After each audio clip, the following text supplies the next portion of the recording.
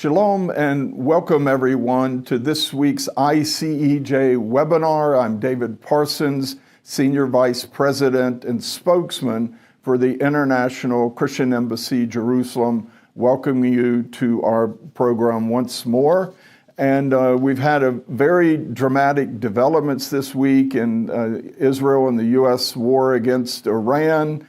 The energy markets around the world were the price of oil escalating. President Trump had threatened to blow up Iran's electrical grid and oil storage facilities. But then all of a sudden, he backed off and said, we have talks going with responsible, respected leaders in Iran, and the possibility of cease talks all of a sudden arising. This was surprising news and confusing because no one knew who he was talking to, and the Iranians themselves were denying it. But there is a possibility now of talks being mediated by Pakistan in Islamabad. We don't know who would be coming for either side yet, but the last 24 hours or so, both sides are putting out their demands. They're in these negotiations, they're starting points. And so today we're looking at Israel's concerns with a hasty ceasefire. Israel's been watching all this from the outside. They're not going to be in the negotiating room, and they have very important security needs at stake in it. Helping us to sort this out is our friend Dr. Dan Diker, President of the Jerusalem Center for Security and Foreign Affairs. Good to see you, Dan. And good to see you too, Dave. Wonderful to see you again, especially at these difficult times. It's always good to be with good friends. Yes. We used to be neighbors there in the German colony of Jerusalem. We've missed you since we moved a few blocks south, Dan, but always good to see you. You too. Okay, President Trump surprises us. We shouldn't ever be surprised by him. He's so unpredictable. But he says, you know, we've got a great deal. We're almost close to an agreement. You don't know who he's talking to. But he says Israel will be very happy with this. Prime Minister Netanyahu issues a statement on Twitter, on X, that says it looks like Trump wants to leverage the accomplishments, the achievements of this war so far, and he may come up with something good, so he hasn't resisted. But what's going on here? Are you surprised by all this? And how has this changed the dynamic of the war?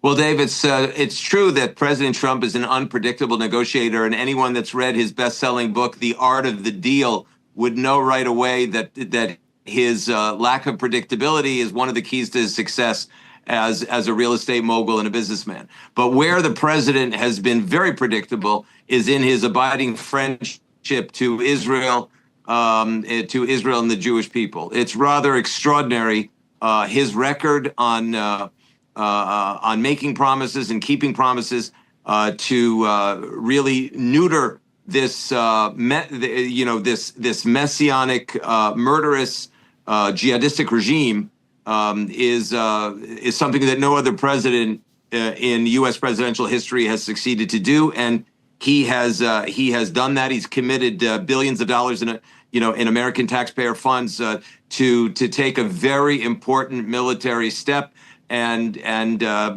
really cut down the world's most dangerous regime, seeking the world's most dangerous weapons. So in that sense, he's a very predictable friend, but an unpredictable negotiator. And the questions you ask are very much on point, Dave, because we're in the middle of a very, very cloudy, to put it in geological terms, a very cloudy moment in what may be a negotiation, may not be a negotiation. It's an extraordinary situation in which the Iranian regime enemy denies any negotiations are going on. Trump says the negotiations are not just going on, but we're making great progress. So we really have, it's kind of like a Netflix movie, like it's complete disconnect between the two sides. But then again, you're dealing with the Iranian regime. You're dealing with the Islamic Republic, and they make a living out of lying. That's what they do for a living. So it is.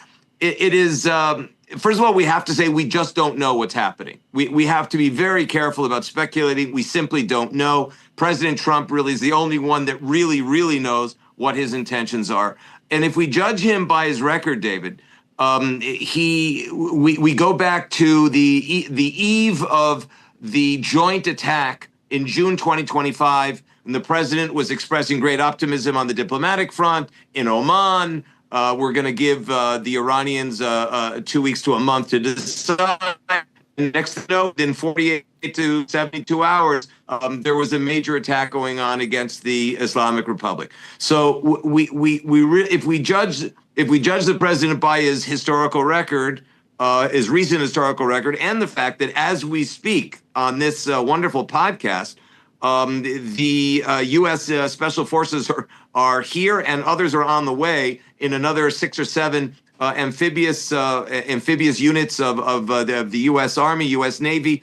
The Air Force is continuing to bomb, the Iranian missile launcher capability. They've destroyed the Air Force. They've destroyed much of the Navy, if not all of it. So you take these all of these components together, and it spells I think the word optimism in terms of not running into a hasty ceasefire, but on the other hand, playing the art of the deal very well, to quote the title of his book. Yeah. Now, he did give this 2-day, 48-hour ultimatum that they had to open the Strait of Hormuz, or the U.S. would start bombing their electric grid, knock out their power, start destroying all their oil facilities. And the energy markets, the price of oil started shooting up again. And then the next day, within that 48-hour window period, he announces these talks, and he goes on Fox Business News and then CNBC to announce this, that we're in contact, we're talking. And I think, first of all, it looks like he did this to help stabilize the energy market.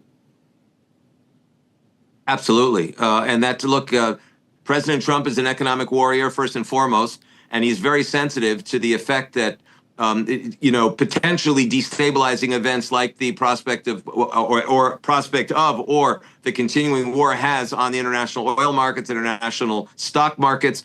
And of course, just as you said, by the fact that he announced a 5-day moratorium on or an extension of the ultimatum, we saw the stock market in the United States shoot up by 600 points. It did come down within 24 hours about 80 points, but maintained the gains the day before. Oil prices also came down substantially. So it's clear that he, on the one hand, is buying a little bit of, let's call it emotional and psychological reassurance for the international markets. And he's also buying himself time. It's going to take another few days for these additional special forces and all of the warships to be put in place. So I think he's accomplishing, he's in a way killing two birds with one stone by announcing increasing the number of days until the ultimatum expires. And who knows, he may increase it again by the end of the week.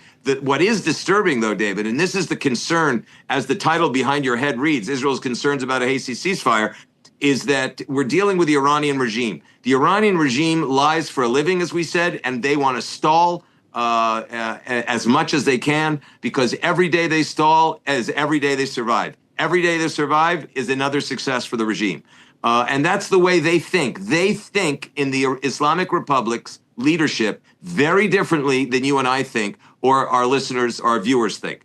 And this is one of the most difficult aspects of this war and the ongoing conflict since 1979 between the Iranian regime and the West. If you remember, Jimmy Carter's completely naive and failed assessment of Khomeini, who he called sort of someone who was sort of a liberal. He called him, a liberal personality, and then sent a horribly failed attempt to rescue the American hostages back in 1979, 1980. They were then released on the day President Ronald Reagan took office, January 20th, 1981, because they feared they would be destroyed. And that is the key point that we need to emphasize again and again. The only way of dealing with this regime is to defeat it and destroy it. And hopefully, if the Iranian people take the full measure of the opportunity, they'll be able to establish a free Iran and a better future for themselves. But of course, that's up to them. That's up to them, as the president and the prime minister have said. But the only way to deal with this regime is to defeat it. There is no way to. There's no compromise. There is no, ongoing understandings. This is a regime that is, as you know, that today has gone beyond the original religious mandate, even of Grand Ayatollah Khomeini, and they want to trigger the reappearance of the Shiite Mahdi, of the 12th Imam. And in order to do that, they have to trigger Gog and Magog, Armageddon, massive chaos and violence around the world. And they are committed to that. And within that, they're committed to destroying the Jewish state. They've been saying it every single day for the last 47 years. Yeah. So Trump makes this announcement, number one, to help stabilize the markets, put off his ultimatum. Number two, to buy a little more time to amass more troops for some sort of ground operation.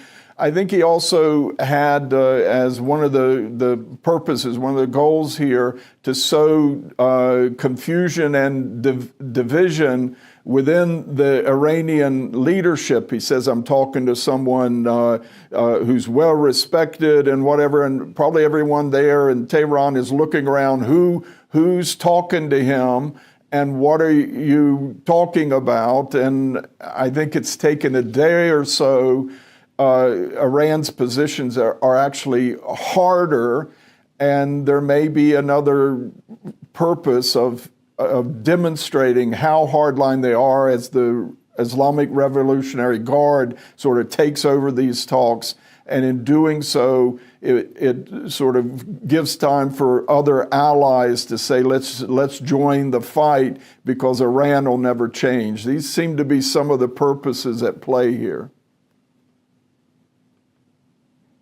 It could very well be, Dave.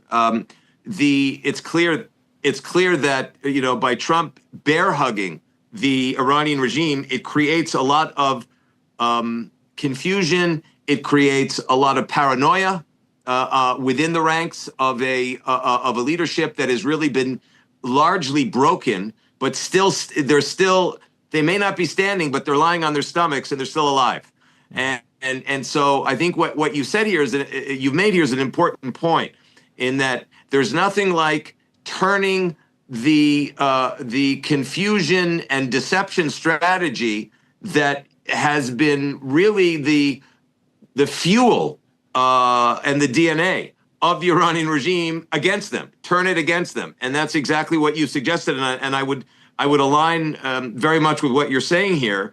And at the same time, the Middle East always likes the winning horse. Israel today, even though Israel is not involved, in this particular negotiation, is considered one of the winning horses. And the United States, at this juncture, is considered the other winning horse.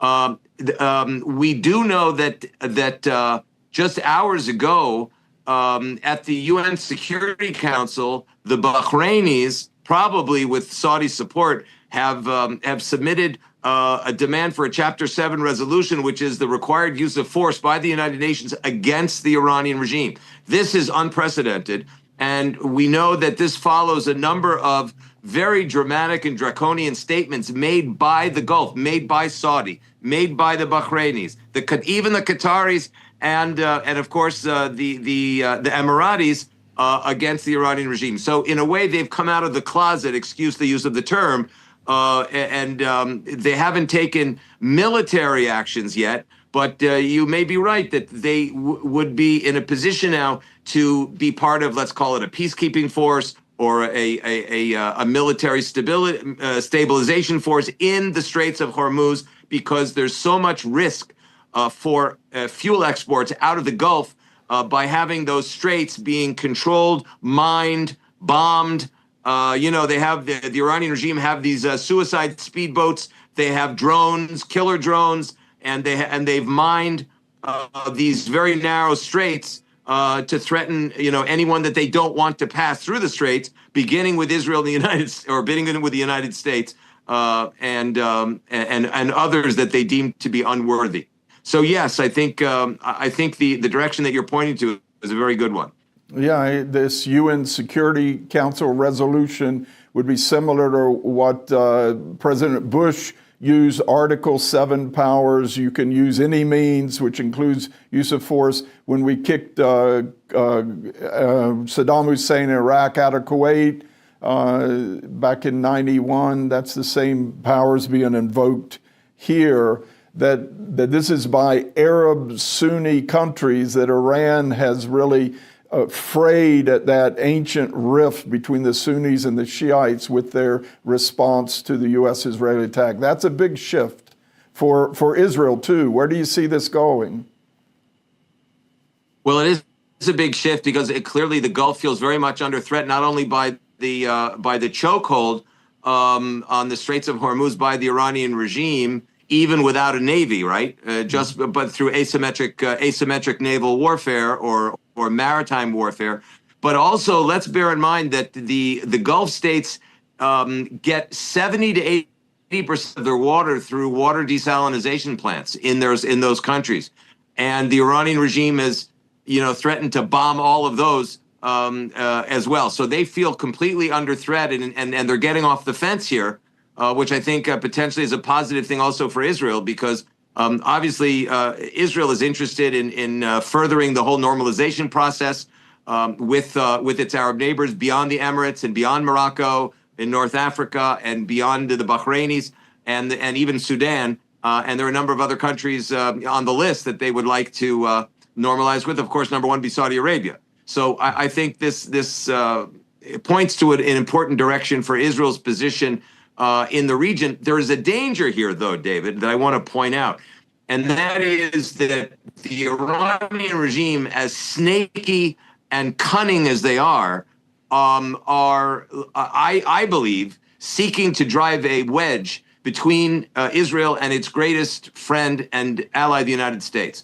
And they're trying to do this perhaps by somehow indirectly or even yelling and screaming all the way to the negotiation table.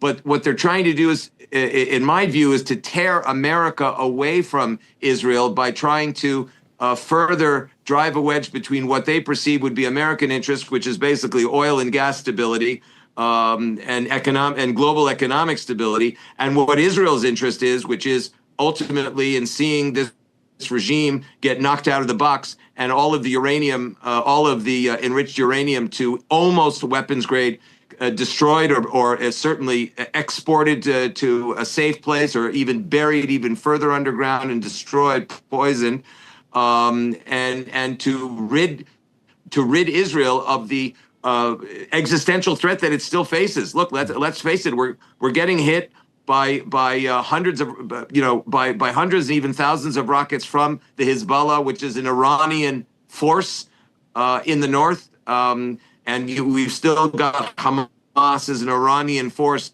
being quiet for the moment, but rebuilding, rearming, resupplying in the south. And then we've got the Iranian regime itself. So Israel's interests are very much to continue this war until victory. And so the question is, what does victory look like? To the United States, it may look like taking control of Karj Island and either getting an agreement or forcing the Straits to stay open to all global shipping. And to Israel, it's it is the total destruction of the ballistic missile capacity, of the anti-aircraft capacity of the Iranian regime, of the nuclear program, so they can't rebuild it within 2 to 3 years. the way they did began to do after June 2025. So it looks like the Iranian regime really wants to drive that wedge between us and our greatest ally.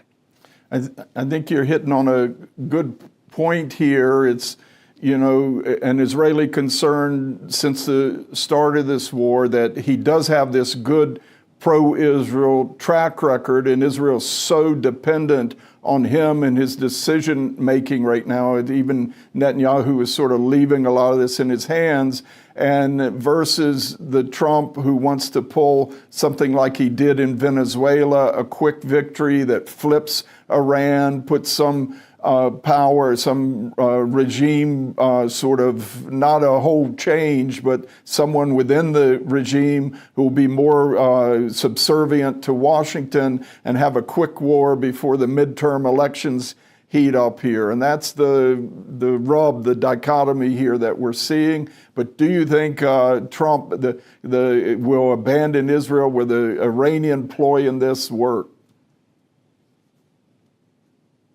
Would he abandon Israel? And what was the last thing you said? Yeah, well, that sort of Iranian ploy that you said they're trying to get him to abandon Israel.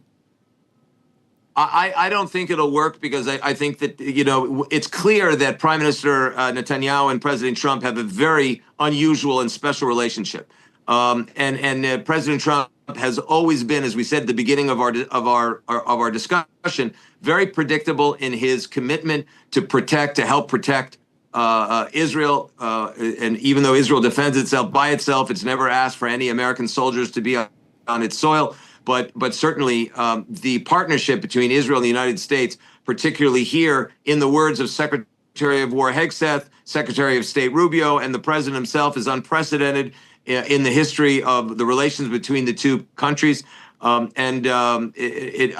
quite confident that partnership will continue, and that President Trump would not do anything that would threaten Israel's, certainly not existential or even really strategically. And we're in a very, very strategic moment right now. Yeah, it is.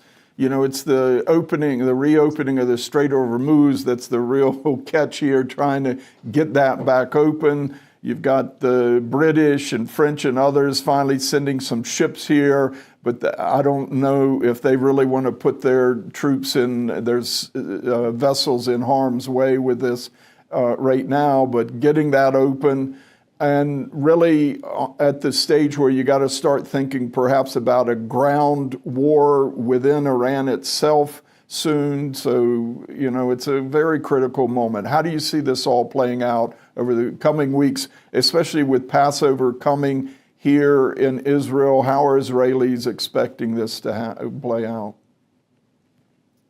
Well, as you know, Israelis, having been in Israel for so many years yourself, Israelis are a very resilient people. And I don't think there's any country in the world, that has shown such tremendous discipline on the home front under constant attack and resilience to bounce back, to fight back than the people of Israel. This is an extraordinary quality that people have here. And I think that people here tend not to speculate. They take life day by day and pray for the best, having great faith in God and having great faith in Israel's ability to hold its own and defend itself against evil forces, which it's been doing even before the reestablishment of the Third Jewish Republic in 1948.